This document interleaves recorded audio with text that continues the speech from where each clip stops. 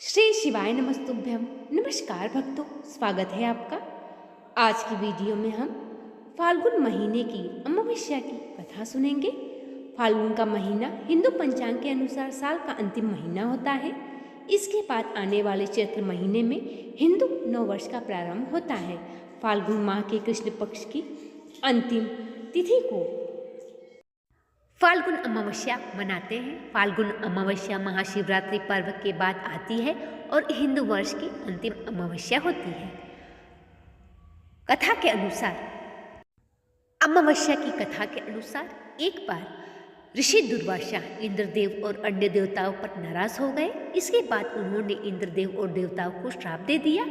ऋषि दुर्वासा के श्राप से सभी देवता कमजोर हो गए और इसका फायदा उठाकर असुरों ने उन पर आक्रमण कर दिया और देवताओं के आसक्त होने से युद्ध वे जीत गए। असुरों से हारने के बाद सभी देवता मदद के लिए जगत के पालनहार भगवान विष्णु के पास गए। उस समय श्री हरि विष्णु ने सभी देवताओं की बात सुनी और देवताओं के साथ मिलकर समुद्र मंथन करने की सलाह दी। सभी देवताओं ने समुद्र मंथन करने के लिए असुरों से बात की। अंत में असुर मान गए और वे देवताओं से संधि कर ली। जब समुद्र मंथन होने लगा तब इंद्र का पुत्र जयंत अमृत का कलश अपने हाथों में लेकर आकाश में उड़ गया।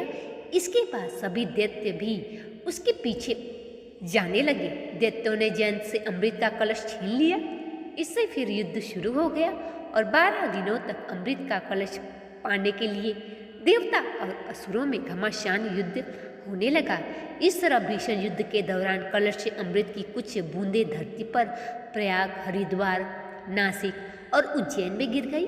इस समय चंद्रमा, सूर्य, गुरु, शनि ने अमृत कलश की असुरों से रक्षा की थी।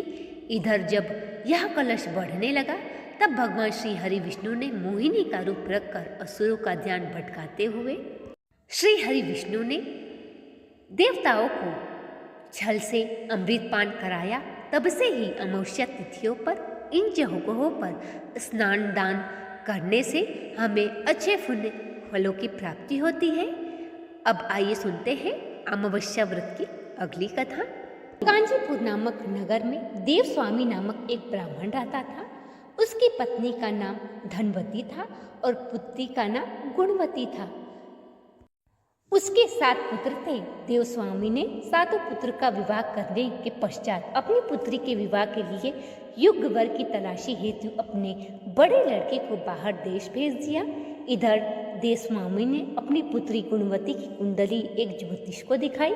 ज्योतिष ने कहा कि गुणवती की कुंडली देखकर कि सप्तपदी होते होते यह कन्या विधवा हो जाएगी। यह सुनकर देवस्वामी अत्यंत ही दुखी हुए। ज्योतिष से इस योग के निवारण का उपाय पूछने लगे।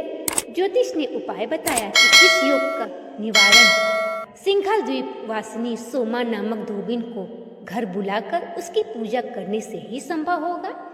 यह सुनकर देवस्वामी ने अपने सबसे छोटे लड़के के साथ अपनी पुत्री को सोमा धोबिन के घर सिंघल द्वीप जाने के लिए रवाना किया। वे दोनों समुद्र के तट पर पहुंचकर समुद्र पार करने का उपाय सोचने लगे, लेकिन उन्हें कोई उपाय नहीं सूझ रहा था।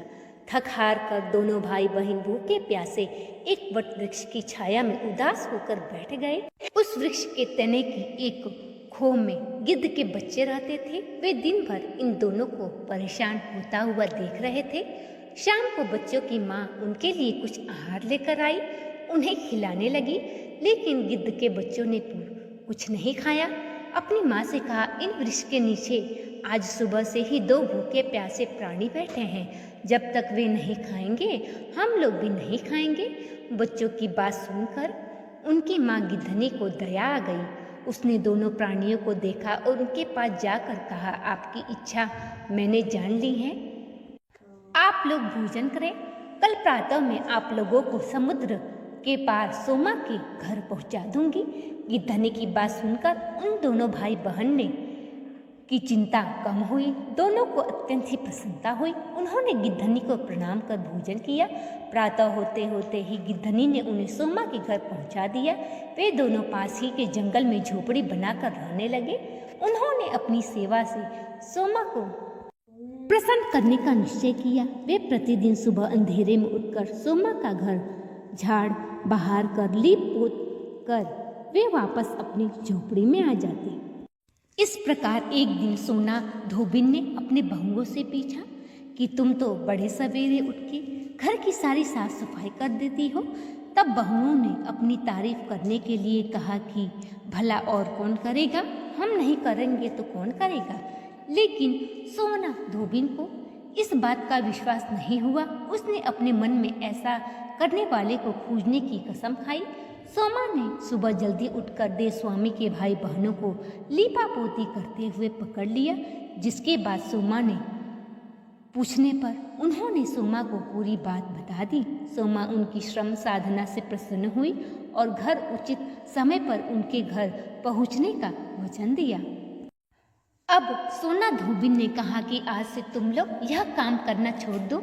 मैं तुम लोगों की सेवा भाव से अत्यंत ही प्रसन्न हूँ और अब तुम्हारी सेवा के बिना मुझे विश्राम नहीं मिल सकता। सोमा उनके आग्रह पर दोनों के साथ घर जाने के लिए तैयार हो गई। प्रस्थान करते समय उसने अपनी बहुओं से कहा कि यदि मेरी अनुपस्थिति में किसी की मृत्यु हो जाए तो उसके शरीर को नष्ट न करना। क्षण भर बाद दोनों अतिथियों के साथ वह कांचीपुरी के लिए निकल पड़ी। अब वो दोनों भाई बहन के साथ गुणवती के घर पहुंची और उसे सुहागिन होने का आशीर्वाद देने लगी। कुछ समय के पश्चात गुणवती का विवाह तय हो गया। अब सोना धोबिन ने सोचा कि जब इसका विवाह संपन्न हो जाए तब मैं अपने घर के लिए रवाना हूँ। दूसरे दिन गुणवती का विवाह संपन्न हुआ और सप्तपदी होते होते उसके पति की मृत्यु हो गई। सोमा ने अपने संचित पुण्य का फल गुणवती को दान कर उसके पति को जीवित कर दिया और उन्हें आशीर्वाद देकर वह सिंगल द्वीप के लिए रवाना हो गई। संचित पुण्य क्षीण होने से सोमा के पुत्र दामाद और पति की घर में मृत्यु हो गई। यह जानकर नया पुण्य संचित करने के उद्देश्य से निकल पड़ी। रास्ते में एक जगह रुकी। नदी के तीर पर स्थित एक पीपल के वृक्ष की छाया में भगवान विष्णु का पूजन किया और पीपल के वृक्ष की 108 बार परिक्रमाएं की। इतना करना ही था कि सोमा के पुत्र दामाद और पति जीवित हो गए। उसका घर धन धान्य से भर गया। इस प्रकार निष्काम भाव से सेवा करने का उत्तम फल सोमा को प्राप्त हुआ। अतः सभी को इस कथा से शिक्षा लेनी चाहिए और यह व्रत का नियम और विधि पूरी श्रद्धा और मन से करनी चाहिए। ऐसा करने से हमारे घर में सुख सौभाग्य की प्राप्ति होती है और हमारे पति की आयु सदैव लंबी होती है। इसी प्रकार एक समय की बात है, एक गांव में एक ब्राह्मण दंपति रहते थे। वे अत्यंत ही धर्मपरायण थे, परंतु उन्हें एक बात का ही दुख था कि उन्हें कोई संतान नहीं थी। संयोगवश कुछ समय के बाद उनके गांव में एक अत्यंत ही विद्वान ब्राह्मण आए। ब्राह्मण ने पूरे गांव में भिक्षा ली, परंतु उनके घर से भिक्षा नहीं ली। अब उन्होंने पूछा कि हे ब्राह्मण देवता, आपने हमारे घर से भिक्षा क्यों नहीं ली?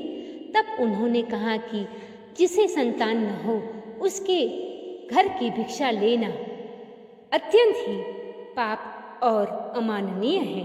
अब तो ब्राह्मण दंपति अत्यंत ही दुखी हो गए और उस ब्राह्मण देवता से अपना उपाय पूछा।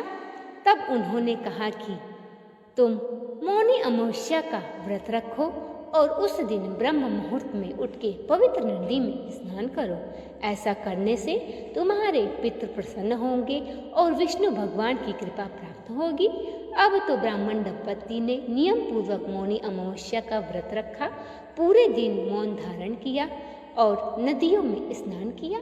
कुछ समय के पश्चात उन्हें एक तेजस्वी पुत्र की प्राप्ति हुई। वह पुत्र बड़ा होकर धर्मात्मा और विद्वान बना। मौनी अमावस्या का नियम पूर्वक व्रत और नियम करने से हमारे पितृ प्रसन्न होते हैं और हमारे घर में सुख शांति का वास होता है। इस दिन हमें जितना हो सके कम बोलना चाहिए मौन धारण करने से हमारी आत्मा, मन और बुद्धि शुद्ध हो जाती है। तो ये थी आज की कथा। वीडियो पसंद आया हो तो चैनल को सब्सक्राइब, वीडियो को लाइक और शेयर करें। कमेंट बॉक्स में भगवान विष्णु जी का जयकारा लगाएं। मिलते हैं अगले वीडियो में अगली कथा के साथ। तब तक के लिए नमस्कार।